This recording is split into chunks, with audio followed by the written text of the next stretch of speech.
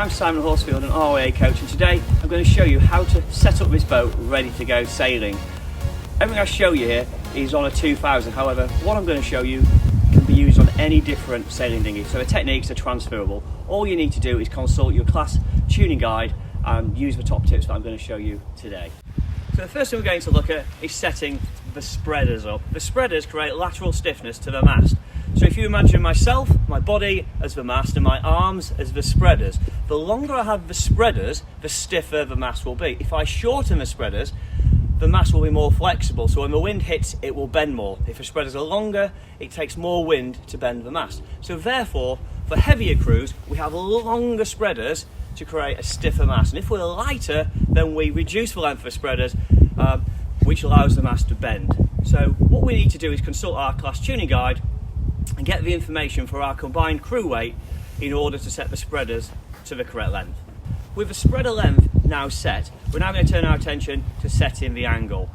So if you again imagine my body as the mast and my arms as the spreader. If I sweep the spreaders towards the back of the boat, you can see the centre of my torso curving and the centre of the mast in effect will bend. If I move them towards the front of the boat, the mast straightens and stiffens. So just again, if I move to the back, it creates pre-bend and bends the mast, reducing the power in the rig, ideal for lightweight crews. If I push the spreaders forwards towards the bow, the mast becomes stiffer, and this is ideal for heavier crew weights. Mast rake. To set the mast rake up on your dinghy, firstly put the jib up and set it with the required amount of rig tension using a rig tension meter. With that set, get your main halyard and attach a long tape measure using the bobble method.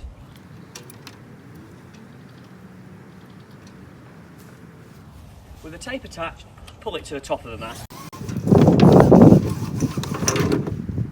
With the tape at the top of the mast, swing the tape into the top of the gooseneck and read off that number. Remember that number, every time you pull the tape up, the tape measure must be in this place every single time to ensure accuracy when you're measuring mast rake. With that number set, take your tape measure to the back of the boat and read off the number dead top centre on the transom. Okay. Depending on your class tuning guide will depend on whether you have your mast raked further back or more upright.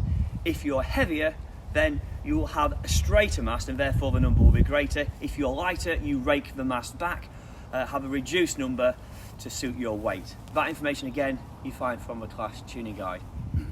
If your measurements don't match your tuning guide, you'll need to make some adjustments, and this can be done at the shrouds. So if we need to adjust the shrouds, if we move the clevis pin up one, it'll make a 40mm difference, and if we go down, it'll make a 40mm difference. If we go diagonally up or diagonally down, it'll make an adjustment of 20mm.